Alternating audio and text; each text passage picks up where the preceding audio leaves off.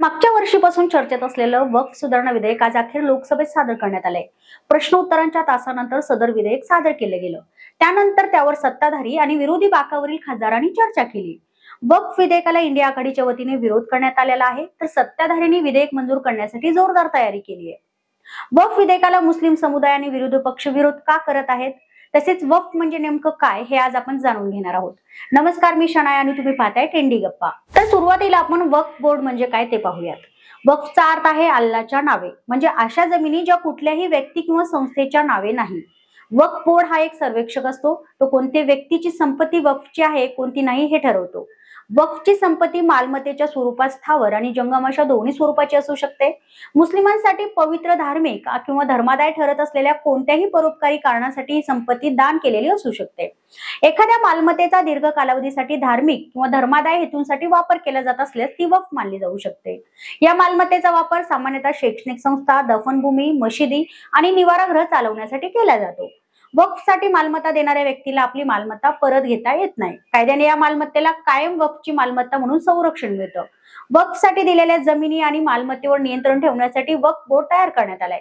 सध्या एक केंद्रीय आणि 32 राज्य वक्फ बोर्ड आहेत। तर हा वक्फ कायदा कधीच आला? वक्फचे नियमन करणारा पहिला कायदा ब्रिटिश राजवटीत 1923 मध्ये लागू झाला, ज्याचे नाव मुसलमान वक्फ कायदा 1923 होते। पुढे भारताला स्वातंत्र्य मिळाल्यानंतर 1954 मध्ये स्वतंत्र वक्फ कायदा करण्यात आला। तसेच केंद्रीय वक्फ परिषदेची स्थापना करण्यात आली। 1995 मध्ये नरसिंहराव सरकारने 1954 चा कायदा रद्द करत नवीन वक्फ कायदा मंजूर केला, ज्यामुळे वक्फ बोर्डाला व्यापक अधिकार दिले गेले। या वक्फ बोर्डाकडे सध्या किती संपत्ती आहे? वक्फ बोर्डाकडे 2009 पर्यंत 4 लाख एकर जमीन होती, जी काही वर्षात दुप्पट झाली। 2023 मध्ये अल्पसंख्याक मंत्रालयाने लोकसभेत सांगितलं की डिसेंबर 2022 पर्यंत वक्फ बोर्डाकडे एकूण 8,65,000हून अधिक मालमत्ता असून 9.4 लाख एकर जमिनीवर वक्फ बोर्डाचा अधिकार आहे। वक्फ बोर्डाच्या मालकीचा बहुतांश जमिनीवर मदरसे, मशिदी आणि दफनभूमी आहेत। तर या वक्फ बोर्डावर नेमके कोणते आरोप झालेत? वक्फ बोर्ड मंडळात केवळ शक्तिशाली लोकांचा समावेश केला जातो। भ्रष्टाचाराचे सुद्धा आरोप आहेत। पारदर्शकतेने व्यवस्था करण्याची मागणी आजपर्यंत होत आली आहे। उत्तर प्रदेश सरकारचे माजी मंत्री आणि भाजप नेते मोहसिन रजा यांनी स्पष्ट केले की असा कायदा आणावा अशी संपूर्ण देशाची आणि समाजाची मागणी होती। वक्फ बोर्डाने 1995 च्या कायद्याचा मोठ्या प्रमाणात गैरवापर केलाय। वक्फ बोर्ड निरंकुश झालं असून त्यांनी अधिकारांचा गैरवापर केलाय। तर यात मोदी सरकारचा हा कायदा आणण्याचा उद्देश काय आहे? मंत्रिमंडळाने वक्फ कायद्यानुसार सुमारे 40 सुधारणांना मंजुरी दिली आहे।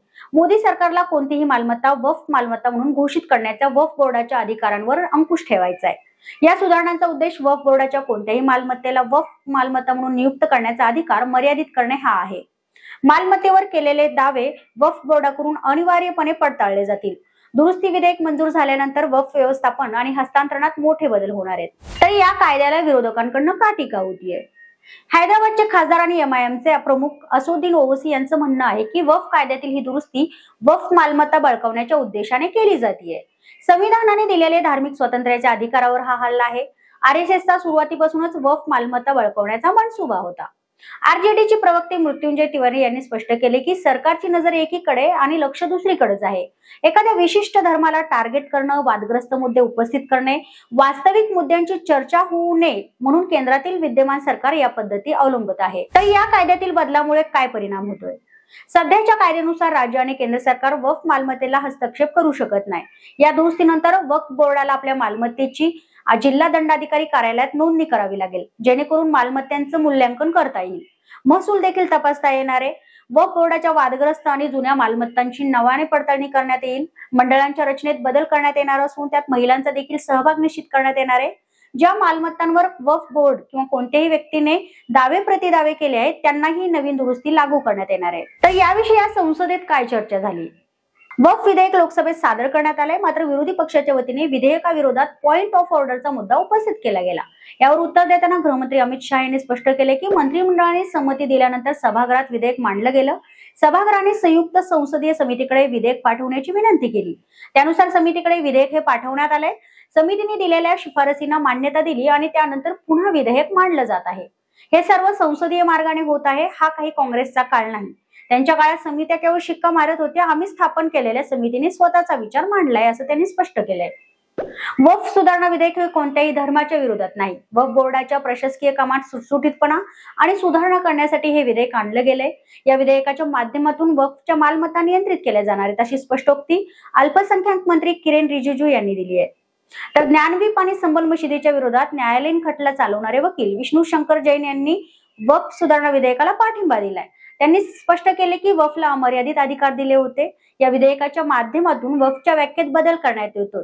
तसेच वक्फच्या समितीमध्ये इस्लामचे ज्ञान असणाऱ्यांना घेतलं जाणार आहे. वक्फ सुधारणा विधेयक हे वक्फची मालमत्ता बळकवण्यासाठी केलेला डाव आहे, हे विरोधकांचं म्हणणं तुम्हाला पटतं का? तुम्हाला काय वाटतं कमेंट करून आम्हाला नक्की सांगा. आणि हा व्हिडिओ आवडल्यास लाईक करा, शेअर करा आणि सबस्क्राईब करायला विसरू नका. आणि आमच्या इतरही पेजला फॉलो करा. धन्यवाद.